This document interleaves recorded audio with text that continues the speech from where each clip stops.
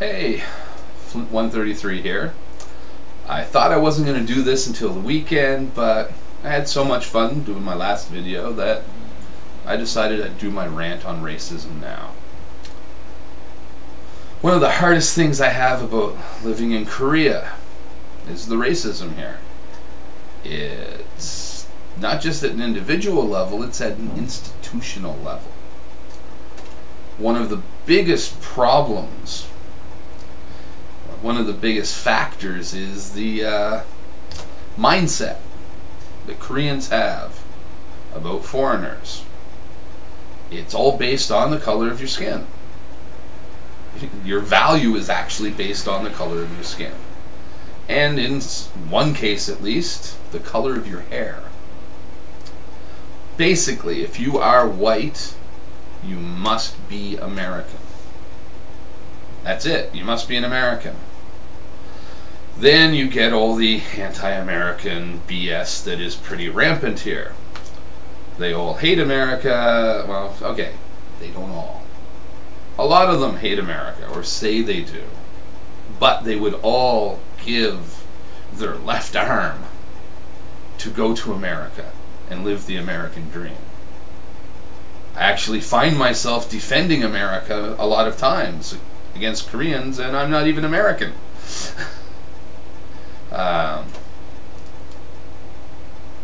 The exception to being white is if you have blonde hair. If you are blonde, you must be a Russian. If you are a blonde woman, you must be a Russian prostitute. And of course my doorbell just rang. Okay, brand new effing rant. It's almost 10 o'clock at night on a Wednesday night. My doorbell rings. There's knocking on the door. I open it, and it's the bloody Christians going door to door again. They will come to your house at 8 in the morning, and most of them don't speak any English. They will come to your door at 9, 10 in the morning, 1, 2 in the afternoon, or friggin' 9, 10 o'clock at night. And then they wonder why you're angry. They want you to come to their church. I don't know how many times I've politely said no to them. And I can't keep a track of how many times I just told them to F off. And it's not always the fact that they come to your door. They'll knock at your door, you open the door, and all of a sudden, way cooking, they giggle like friggin' little schoolgirls. And these are the guys. It's like, okay, you're dressing yourself up. You're trying to make yourself look professional and official, out for your religion. And you laugh like a friggin' schoolgirl because a foreigner answered the door.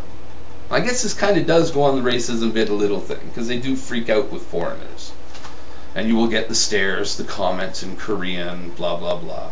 Odds are they assumed I was American, because I'm white. I'm sorry for black Americans, Asian Americans, Americans of any other ethnicity.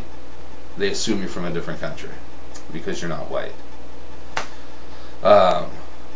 So then I told him, like, is this about religion? Oh, yes it is. Okay, you realize what time of night it is? It's almost 10 o'clock at night. You're knocking on my door peddling religion. Oh, we're sorry. Well, get lost. Don't come back. And as I'm shutting the door, what do you hear? We cooking, blah, blah, blah, blah, blah. So of course I had to open the door back up and tell them if I saw them in front of my door again, I would smack them upside the head. They're just so bloody rude. The Christians here are so pushy. They're obnoxious. I was having dinner once. Lunch, sorry. Sometimes in the Maritimes of Canada we call lunch dinner. With a Korean friend at a restaurant. He was on his lunch break from the school he taught at. And there were these four women. Two of them were nattering at him in Korean and asking him questions to ask me. Of course, what's your religion was a big question for them. And they wanted me to go to their church, and they wanted me to take religious pamphlets. And I'm at the point where it's over halfway through our lunch. We haven't finished. He's got to be back at work soon. They're still going on about religion. I'm like, Jung-sub, just tell her to F off. Because she is older than him, he can't do that.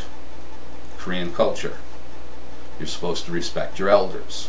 You don't talk to your elders like that. Or your elders can hit you, and they do.